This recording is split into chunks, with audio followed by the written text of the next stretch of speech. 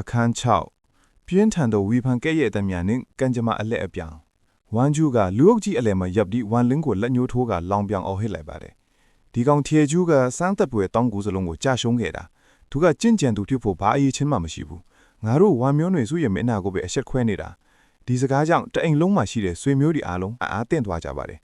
ဝမ်လင်းရဲ့အဖေဝမ်ချန်းရွှေဟာမျက်နှာတစ်ခုလုံးဖြူဖြော့သွားပြီးခြေလက်တွေပါတုံရင်းလာပါတယ်သူအားကိုးတကြီးမျောလင့်ထားသမျှဟာဝမ်ဂျိုးရဲ့စကားတစ်ခုနဲ့ကြိုလဲသွားခဲ့ရပါပြီ။ဝမ်လင်းရဲ့အမေကတော့သူ့သားကိုကြည့်ပြီးမျက်ရည်တွေနဲ့မေးလိုက်ပါတယ်။ထေကျူးဒါတကယ်ပဲလား။မင်းတကယ်ပဲရွေးချယ်မခံခဲ့ဘူးလား။ဝမ်လင်းကနှုတ်ခမ်းကိုတင်းတင်းစိတ်ထားပြီးမြေပြင်ပေါ်ဒူးထောက်လိုက်ပါတယ်။သူ့ရဲ့အသံကတုံရင်နေပေမဲ့ပြတ်သားနေပါတယ်။အဖေနဲ့အမေကျွန်တော်တောင်းပန်ပါတယ်။ကျွန်တော်ရွေးချယ်မခံခဲ့ရပါဘူး။ကျွန်တော်ကြောင့်အဖေတို့အရှက်ရခဲ့ရပြီ။ဒီစကားကိုကြားလိုက်ရတဲ့အခါမှာတော့ပွဲတော်အင်တော်ကြီးဟာချက်ချင်းဆိုသလိုပြောင်းလဲသွားပါတယ်။အရင်ကဝမ်လင်းရဲ့အဖေကိုဝိုင်းပြီးမြောက်ပင့်နေကြတဲ့ဆွေမျိုးတွေဟာအခုတော့ရန်သူတွေလိုကြည်လာကြပါတယ်။ငါပြောသားပဲဒီလိုတောသားလေးကဘလို့လို့နတ်တဖျားတစ်ပည့်ထက်နိုင်ပါလေလို့ဝမ်ဂျိုးရဲ့အဖေကခနဲ့တဲ့ပြောလိုက်ပါတယ်။အမျိုးသမီးဆွေမျိုးတယောက်ကလည်းဝမ်ချန်းရွှေကသူ့သားကအယမ်းတော်ပါတယ်ဆိုပြီးငါတို့ကိုလိန်ညာခဲ့တာပေါ့လို့ဆိုကသူမပေးထားတဲ့လက်ဆောင်ကိုပြည့်ယူကိုပြင်ပါတယ်။ဝမ်လင်းရဲ့အဖေဟာသူ့ကိုဝိုင်းပြီးဆဲဆိုနေကြတဲ့ဆွေမျိုးတွေကိုကြည့်ပြီး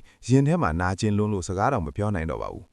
ဝမ်လင်းဟာသူ့မိဘတွေကိုကြည့်ပြီးရင်ထဲမှာခံပြင်းစိတ်တွေပြည့်ညံ့နေပါတယ်။ဒီနေ့ငါတို့မိသားစုခံစားရတဲ့အဆက်ကွဲမှုတွေကိုငါတစ်လုံးမှတ်ထားမယ်လို့သူကစိတ်ထဲမှာကြင်ဆိုလိုက်ပါတယ်။အိမ်ပြန်ရောက်ပြီးတဲ့နောက်ဝမ်လင်းဟာစိတ်သက်မကြပဲတောင်ပေါ်ကိုပြန်တက်ဖို့ဆုံးဖြတ်ခဲ့ပါတယ်။လမ်းခရီးမှာကြားကြီးတကောင်လည်းတိုက်ခိုက်မှုကြောင့်6ကန်းပါးတဲ့ပြုတ်ကျသွားခဲ့ပြီးမြဲကံကောင်းစွာနဲ့အုတ်ချီကရေခံထဲကိုကျသွားခဲ့တာကြောင့်အသက်ဘေးကလွတ်မြောက်ခဲ့ပါတယ်။သူတတိရလာတဲ့အချိန်မှာတော့6ကန်းပါးနေရန်ကဂူဖဂူထဲကိုရောက်နေတာကိုတွေ့လိုက်ရပါတယ်။အဲ့ဒီဂူထဲမှာသူဟာထူဆက်နဲ့ကြောက်သားပတိစေတစ်စိတ်ကိုရှာဖွေတွေ့ရှိခဲ့ပါတယ်။ဒီပတိစေပေါ်မှာတိမ်တိုက်ပုံတရံအမှတ်တမ်းတွေပါရှိပြီးကြည်ရတာအလွန်ရှေးကြပြီးထူးခြားလာပါတယ်။ဝမ်လင်းဟာအဲ့ဒီပတိစေကိုစင်းရှိပြီးတောင်ပေါ်ကိုခက်ခက်ခဲခဲပြန်တက်လာခဲ့ပါတယ်။ဟန်ရီဂိုဒန်တကားဝါကိုရောက်တဲ့အခါဝမ်လင်းဟာသူ့ရဲ့ပြတ်သားတဲ့ဇွဲကိုပြသတဲ့အနေနဲ့ထပ်မံဒူးထောက်လိုက်ပါတယ်။နောက်ဆုံးမှာတော့အကြီးတဲ့တူကဝမ်လင်းရဲ့စိတ်သက်ကိုသဘောကျသွားပြီးသူ့ကိုအစေတံတပည့်အဖြစ်ဂုံတဲကိုဝင်ခွင့်ပြုလိုက်ပါတယ်။ဝမ်ဂျိုးလိုတပည့်တင်မဟုတ်ပေမဲ့